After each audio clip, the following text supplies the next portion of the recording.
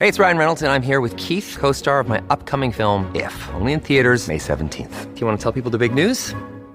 All right, I'll do it. Sign up now and you'll get unlimited for $15 a month and 6 months of Paramount Plus Essential Plan on us. MintMobile.com/switch. Upfront payment of $45 equivalent to $15 per month. Unlimited over 40 gigabytes per month. Face lower speeds. Videos at 480p. Active Mint customers by 531.24 get 6 months of Paramount Plus Essential Plan. Auto renews after 6 months. Offer ends May 31st, 2024. Separate Paramount Plus registration required. Terms and conditions apply if rated PG. Look, Bumble knows you're exhausted by dating. All the, must not take yourself too seriously, and 6'1" since that matters. And what do I even say other than, hey? Well, that's why they're introducing an all-new Bumble, with exciting features to make compatibility easier, starting the chat better, and dating safer. They've changed, so you don't have to. Download the new Bumble now. This is Optimal Health Daily, episode 2574, The Magic Key to Happiness by Rachel Shanken of MindBodyWise.com. And I'm Dr. Neil, your host. Hey there, and welcome back to another bonus Sunday episode. This is where I share an episode from one of the other podcasts in our network where we read articles to you. Today's post comes from my brother's podcast, Optimal Living Daily, where articles covering mindfulness, personal development, and minimalism are read to you every day. You can find and subscribe to or follow that podcast by just searching for Optimal Living Daily wherever you're listening to this. And with that, here's my brother Justin as we optimize your life. The Magic Key to Happiness by Rachel Shanken of MindBodyWise.com. Is there a magic key to happiness? Some days feel like a chore. From the moment the day starts, you know that challenges await you. Not the good kind, the ones that you dread. You're putting out fires or doing a job that feels meaningless. On these types of days, you wake up knowing that your day is going to be another unfulfilling one, a day where the clock feels like it's moving backwards. No matter how much you try to change your perspective and your mood, nothing shifts. We've all had days, sometimes months, like this.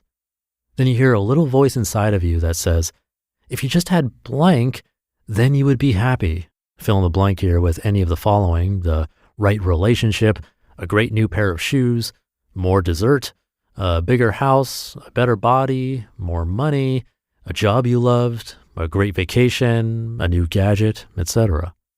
That voice inside you is your internal happiness scavenger.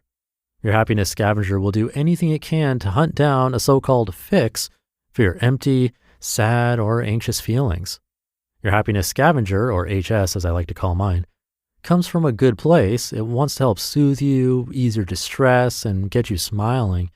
Your HS believes that you're supposed to be happy, and if you aren't, something is wrong. Both you and your happiness scavenger want to believe that with a little effort, there's a one-time fix that will solve all your woes in one purchase, one new healthy habit, one relationship, or one shift in your circumstances. When your happiness scavenger initially devises an attempted resolution for those not-so-pleasant feelings, it seems like the best idea you've ever had. You're sure that this new thing will wipe away the yuckies in no time. Yet on some deep-down level, when you get really real with yourself, you know that a new outfit won't make you into a happy-go-lucky, happy-all-the-time human. Deep down, you know that nothing on the outside can magically heal what's on the inside. You avoid looking inside because the perceived outside solution seems so much shinier, prettier, easier, and more fun. The problem is, it doesn't work. Your happiness scavenger drives you to external attempts for healing your internal wounds. Your HS looks in all the wrong places for all the wrong things, and so your lack of fulfillment amplifies. The search for a fix continues, each time a little more desperately than the last. It takes a lot of self-awareness to realize when your happiness scavenger is at the wheel and you're just along for the ride. Here are some hints and tips to help you get your power back. Hint number 1, as you find yourself adding more stuff to your shopping cart, are you in touch with your emotions? If not, get mindful.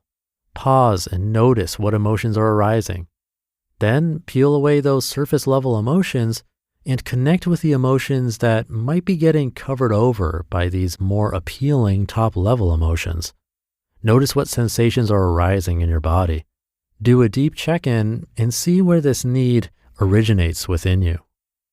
Hint number 2, when you're on a mission for those new shoes or that Hollywood movie magic relationship and you haven't paused to see what you're really experiencing within, that's a sign that your happiness scavenger might be on the loose. Stop to ask yourself what's feeling unfulfilled within you, sans the new clothes or the new partner. Ask yourself what wounds are still open. What parts of you are calling out for some love and attention?